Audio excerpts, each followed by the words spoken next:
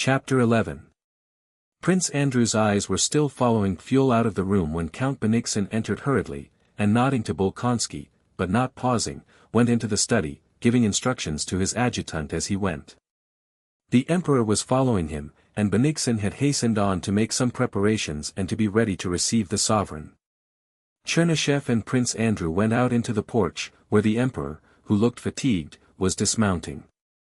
Marquis Paulucci was talking to him with particular warmth, and the Emperor, with his head bent to the left, was listening with a dissatisfied air. The Emperor moved forward, evidently wishing to end the conversation, but the flushed and excited Italian, oblivious of decorum, followed him and continued to speak. "And as for the man who advised forming this camp, the Drissa camp," said Paulucci, as the Emperor mounted the steps and noticing Prince Andrew scanned his unfamiliar face, "as to that person, sire," continued Paulucci, desperately, apparently unable to restrain himself, "the man who advised the Drissa camp, I see no alternative but the lunatic asylum or the gallows." Without heeding the end of the Italian's remarks, and as though not hearing them, the Emperor, recognizing Bolkonsky, addressed him graciously. "I am very glad to see you. Go in there where they are meeting, and wait for me." The Emperor went into the study. He was followed by Prince Peter Mikhailovich Volkonsky and Baron Stein, and the door closed behind them. Prince Andrew, taking advantage of the Emperor's permission, accompanied Paulucci, whom he had known in Turkey, into the drawing room where the council was assembled. Prince Peter Mikhailovich Volkonsky occupied the position, as it were, of chief of the Emperor's staff. He came out of the study into the drawing room with some maps which he spread on a table, and put questions on which he wished to hear the opinion of the gentlemen present. What had happened was that news, which afterwards proved to be false, had been received during the night of a movement by the French to outflank the Drissa camp. The first to speak was General Armfeldt, who, to meet the difficulty that presented itself, unexpectedly proposed a perfectly new position away from the Petersburg and Moscow roads. The reason for this was inexplicable, unless he wished to show that he, too, could have an opinion, but he urged that at this point the army should unite and there await the enemy. It was plain that Armfeldt had thought out that plan long ago and now expounded it, not so much to answer the questions put, which, in fact, his plan did not answer, as to avail himself of the opportunity to air it. It was one of the millions of proposals, one as good as another, that could be made as long as it was quite unknown what character the war would take. Some disputed his arguments, others defended them. Young Count Toll objected to the Swedish general's views more warmly than anyone else, and in the course of the dispute drew from his side pocket a well-filled notebook, which he asked permission to read to them. In these voluminous notes Toll suggested another scheme, totally different from Armfeldt's or Pfuel's plan of campaign. In answer to Toll, Paulucci suggested an advance and an attack, which, he urged, could alone extricate us from the present uncertainty and from the trap, as he called the Drissa camp, in which we were situated. During all these discussions Pfuel and his interpreter, Woolsogin, his bridge in court relations, were silent. Pfuel only snorted contemptuously and turned away, to show that he would never demean himself by replying to such nonsense as he was now hearing. So when Prince Volkonsky, who was in the chair, called on him to give his opinion, he merely said, "Why ask me? General Armfeldt has proposed a splendid position with an exposed rear, or why not this Italian gentleman's attack, very fine, or a retreat, also good." "Why ask me?" said he. "Why, you yourselves know everything better than I do." But when Volkonsky said, with a frown, that it was in the Emperor's name that he asked his opinion, Pfuel rose and, suddenly growing animated, began to speak. "Everything has been spoiled, everything muddled, everybody thought they knew better than I did, and now you come to me. How mend matters? There is nothing to mend. The principles laid down by me must be strictly adhered to," said he, drumming on the table with his bony fingers. "What is the difficulty? Nonsense, childishness." He went up to the map and speaking rapidly began proving that no eventuality could alter the efficiency of the Drissa camp, that everything had been foreseen, and that if the enemy were really going to outflank it, the enemy would inevitably be destroyed. Paulucci, who did not know German, began questioning him in French.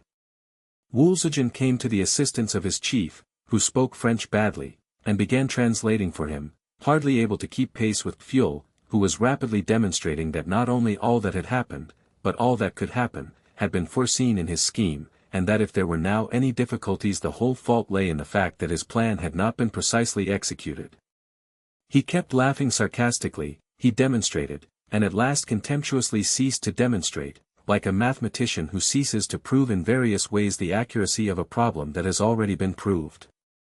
Woolsogin took his place and continued to explain his views in French, every now and then turning to Pfuel and saying, "Is it not so, Your Excellency?"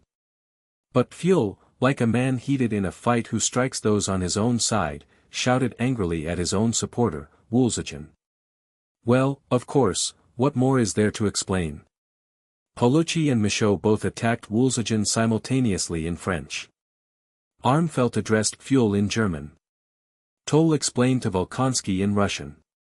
Prince Andrew listened and observed in silence.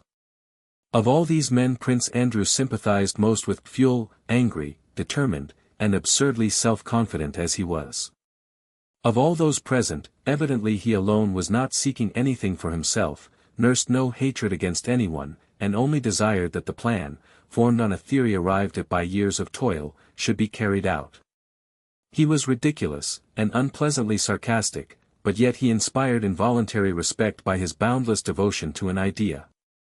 Besides this, the remarks of all except Pfuel had one common trait that had not been noticeable at the Council of War in 1805, there was now a panic fear of Napoleon's genius, which, though concealed, was noticeable in every rejoinder. Everything was assumed to be possible for Napoleon, they expected him from every side, and invoked his terrible name to shatter each other's proposals. Pfuel alone seemed to consider Napoleon a barbarian like everyone else who opposed his theory. But besides this feeling of respect, Pfuel evoked pity in Prince Andrew. From the tone in which the courtiers addressed him and the way Paulucci had allowed himself to speak of him to the emperor, but above all from a certain desperation in Pfuel's own expressions, it was clear that the others knew, and Pfuel himself felt, that his fall was at hand. And despite his self-confidence and grumpy German sarcasm he was pitiable, with his hair smoothly brushed on the temples and sticking up in tufts behind. Though he concealed the fact under a show of irritation and contempt, he was evidently in despair that the sole remaining chance of verifying his theory by a huge experiment and proving its soundness to the whole world was slipping away from him. The discussions continued a long time, and the longer they lasted the more heated became the disputes, culminating in shouts and personalities, and the less was it possible to arrive at any general conclusion from all that had been said. Prince Andrew, listening to this polyglot talk and to these surmises, plans, refutations, and shouts, felt nothing but amazement at what they were saying.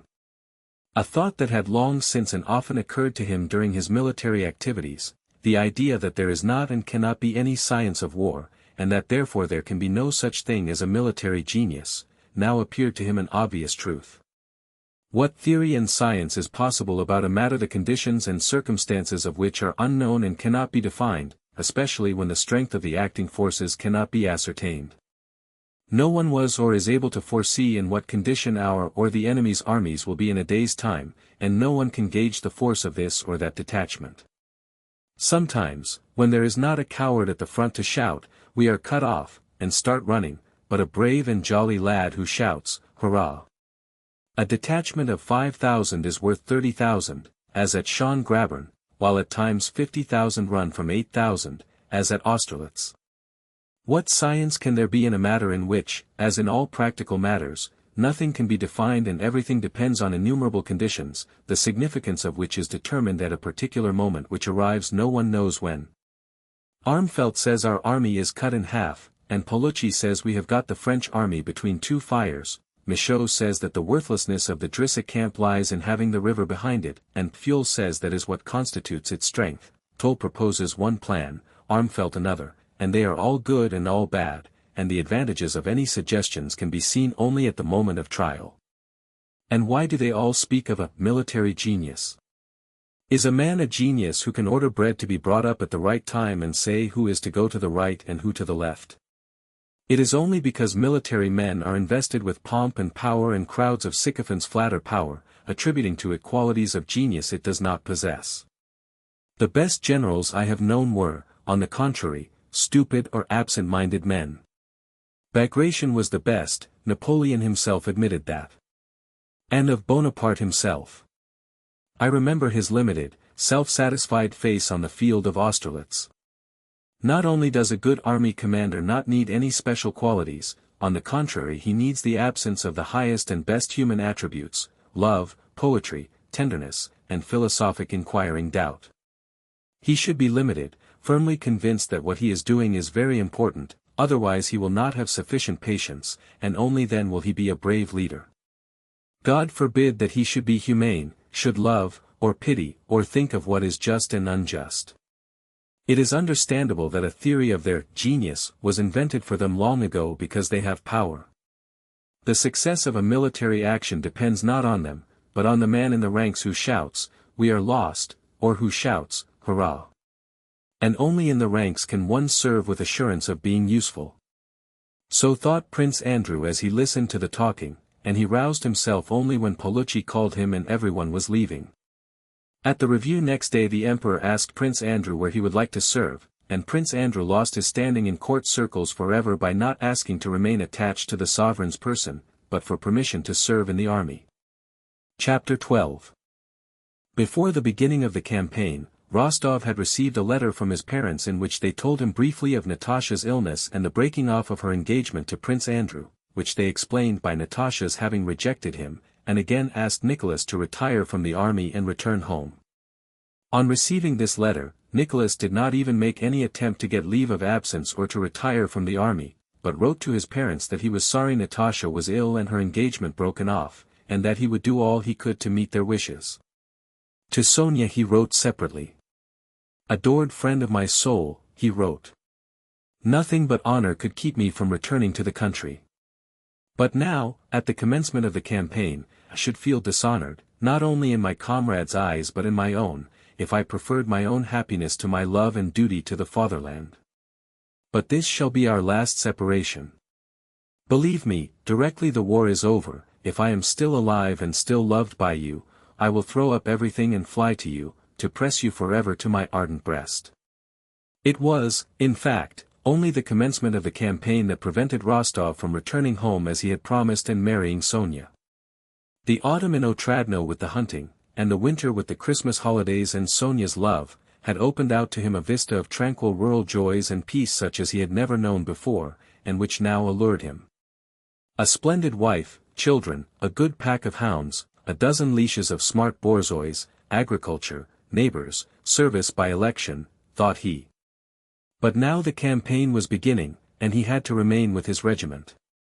And since it had to be so, Nicholas Rostov, as was natural to him, felt contented with the life he led in the regiment and was able to find pleasure in that life. On his return from his furlough Nicholas, having been joyfully welcomed by his comrades, was sent to obtain remounts and brought back from the Ukraine excellent horses which pleased him and earned him commendation from his commanders.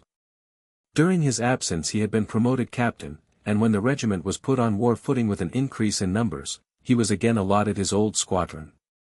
The campaign began, the regiment was moved into Poland on double pay, new officers arrived, new men and horses, and above all everybody was infected with the merrily excited mood that goes with the commencement of a war, and Rostov, conscious of his advantageous position in the regiment, devoted himself entirely to the pleasures and interests of military service, though he knew that sooner or later he would have to relinquish them. The troops retired from Vilna for various complicated reasons of state, political and strategic. Each step of the retreat was accompanied by a complicated interplay of interests, arguments, and passions at headquarters.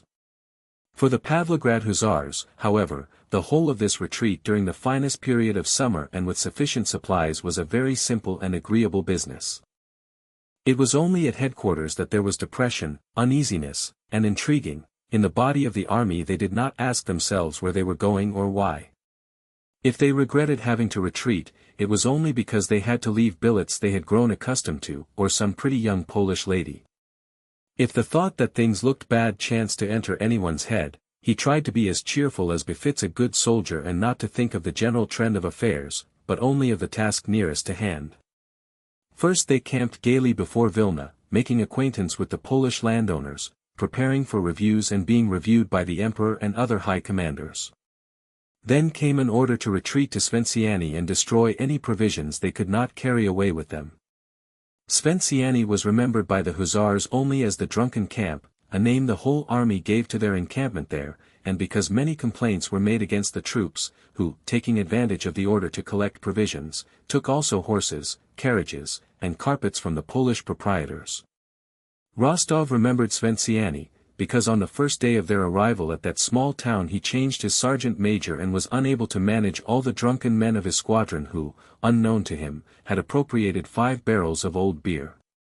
From Sventsyani they retired farther and farther to Drissa, and thence again beyond Drissa, drawing near to the frontier of Russia proper. On the 13th of July the Pavlograds took part in a serious action for the first time. On the 12th of July, on the eve of that action, there was a heavy storm of rain and hail. In general, the summer of 1812 was remarkable for its storms. The 2 Pavlograd squadrons were bivouacking on a field of rye, which was already in ear but had been completely trodden down by cattle and horses. The rain was descending in torrents, and Rostov, with a young officer named Aline, his protégé, was sitting in a hastily constructed shelter. An officer of their regiment, with long mustaches extending onto his cheeks, who after riding to the staff had been overtaken by the rain, entered Rostov's shelter. "I have come from the staff, Count. Have you heard of Revsky's exploit?" And the officer gave them details of the Sultanov battle, which he had heard at the staff. Rostov, smoking his pipe and turning his head about as the water trickled down his neck, listened inattentively, with an occasional glance at Aline, who was pressing close to him. This officer, a lad of 16 who had recently joined the regiment, was now in the same relation to Nicholas that Nicholas had been to Denisov 7 years before. Aline tried to imitate Rostov in everything and adored him as a girl might have done. Struzinski, the officer with the long mustache, spoke grandiloquently of the Sultanov Dam being a Russian Thermopylae, and of how a deed worthy of antiquity had been performed by General Revsky. He recounted how Revsky had led his 2 sons onto the dam under terrific fire and had charged with them beside him. Rostov heard the story and not only said nothing to encourage Struzinski's enthusiasm but, on the contrary, looked like a man ashamed of what he was hearing, though with no intention of contradicting it. Since the campaigns of Austerlitz and of 1807 Rostov knew by experience that men always lie when describing military exploits, as he himself had done when recounting them. Besides that, he had experience enough to know that nothing happens in war at all as we can imagine or relate it. And so he did not like Struzinski's tale, nor did he like Struzinski himself who, with his mustaches extending over his cheeks, bent low over the face of his hearer, as was his habit, and crowded Rostov in the narrow shanty. Rostov looked at him in silence. In the first place, there must have been such a confusion and crowding on the dam that was being attacked that if Revsky did lead his sons there, it could have had no effect except perhaps on some dozen men nearest to him, thought he, the rest could not have seen how or with whom Revsky came onto the dam. And even those who did see it would not have been much stimulated by it, for what had they to do with Revsky's tender paternal feelings when their own skins were in danger? And besides, the fate of the fatherland did not depend on whether they took the Sultanov Dam or not, as we are told was the case at Thermopylae.